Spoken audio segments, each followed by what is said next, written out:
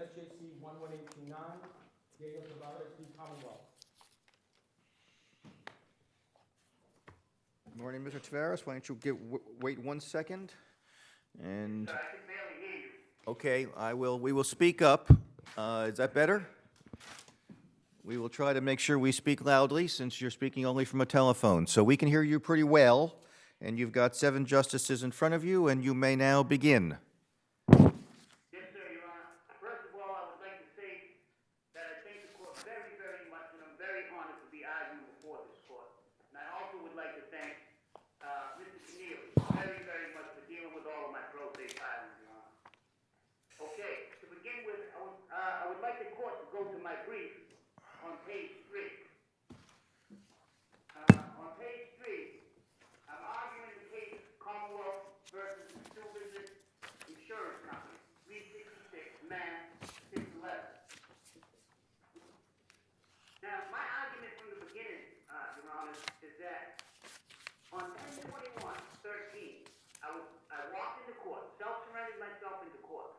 Now, when I walked into court, the first thing the judge did was remove the default. Okay? Now, according to this Stuyvesant case, when the default was removed, the court had no power to increase my bail, order a forfeiture hearing, or any of that. Because under note 10 of the Stuyvesant case, it clearly states that when the default is removed, it's erased, it's expunged, Your Honor. So I'm currently being held on an order of the court that is without authority in the law. Okay? And that's been my argument from the very beginning. And I believe I should not be held another day from today. The Commonwealth should not be allowed to hold me for another day, is my argument. Okay? Now, Mr. Tavares, direct the court's attention to note 4 of the Stuyvesant case. Note 4 states that the contracts on the bond form a triangular pattern. Okay? This court doesn't reach the issue of the liability between the surety and the principal, or the liability between the Commonwealth and the principal. I'm asking the court in this case to reach that point, because I'm asking for a judgment for damages in the amount of $3 million against the surety. Okay? That being the estate of Alex Keene. I'm also asking for damages for contractual,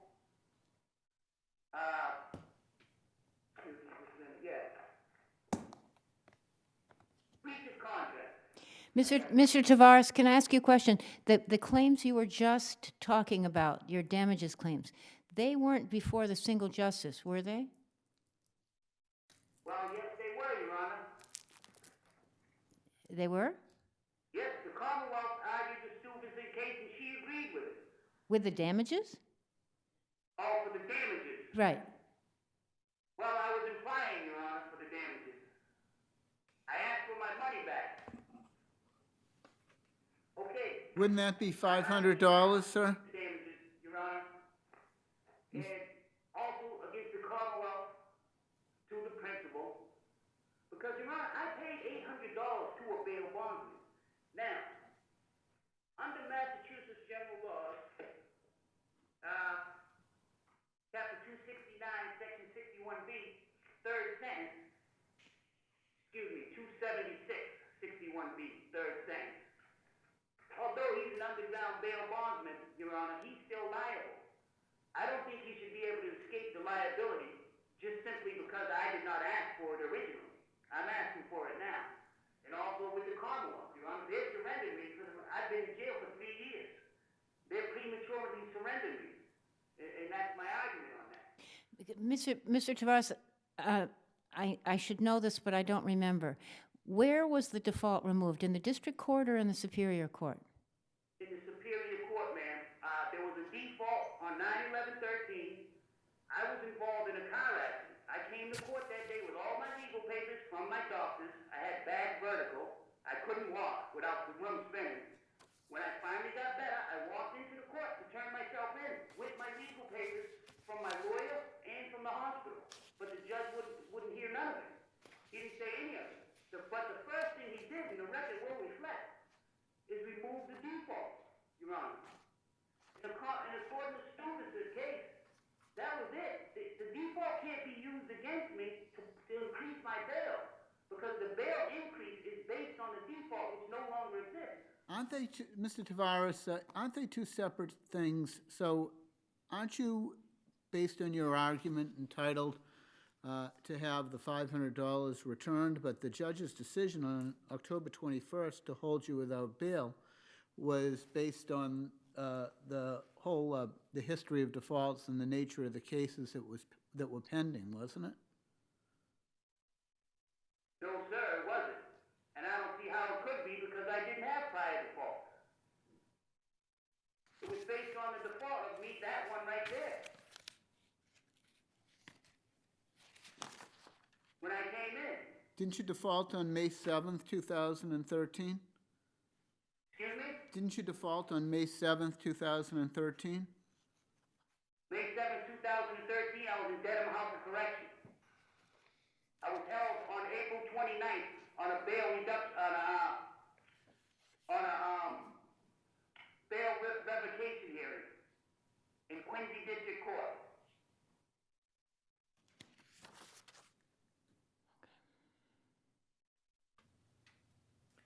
So can you identify what specifically is the relief you're asking for? I'm specifically asking for relief that I be released from custody, Your Honor, that all three cases be dismissed, and I'm asking for damages against the surety and the Commonwealth, $3 million apiece.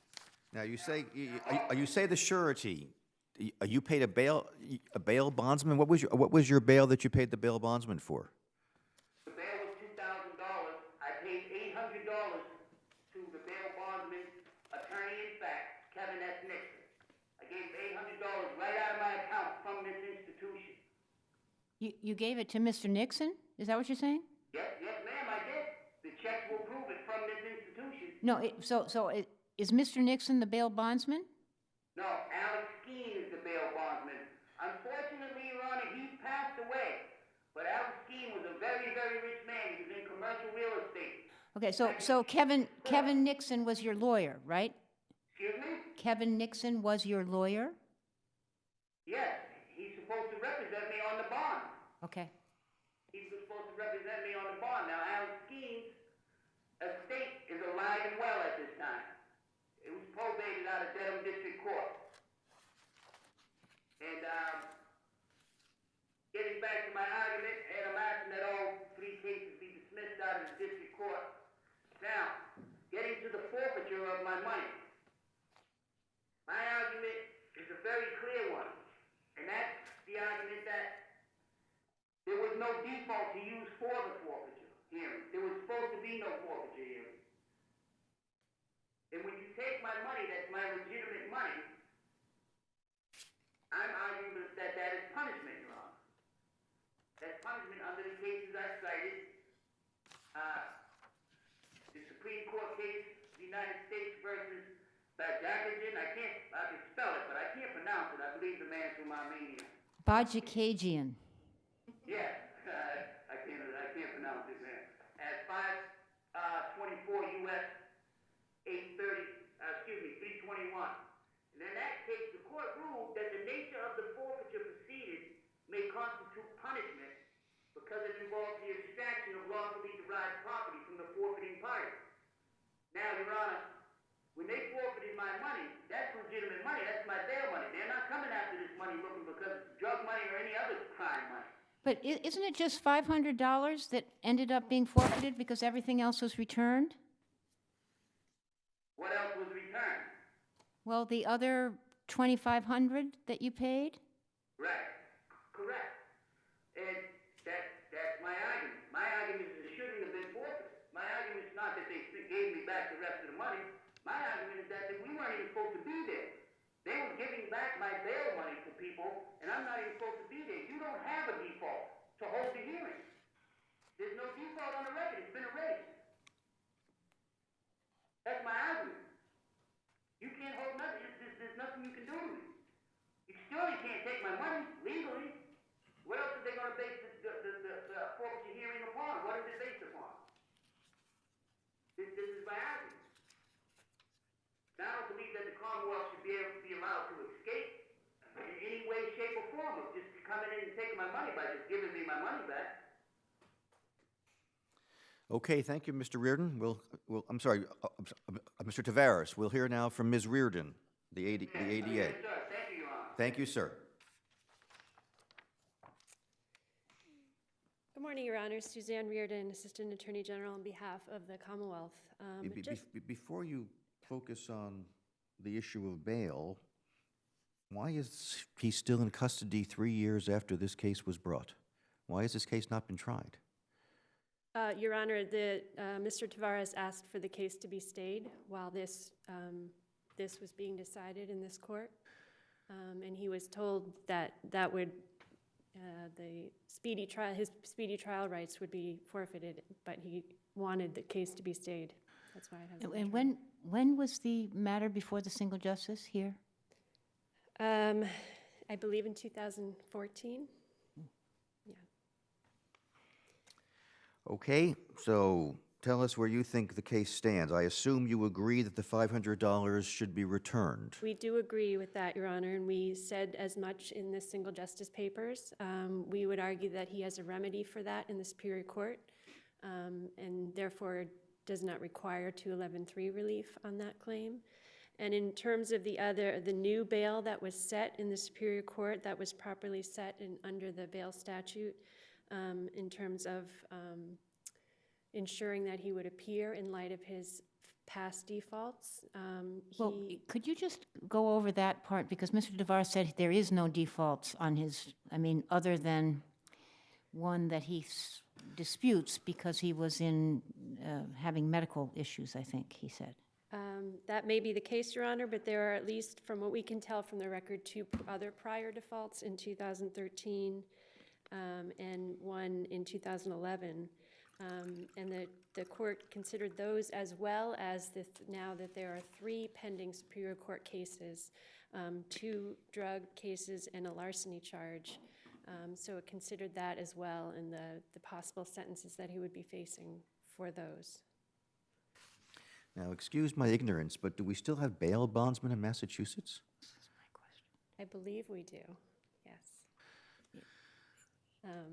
But as he said, the remaining of the $3,000 was returned to the sureties and whoever gave that bail.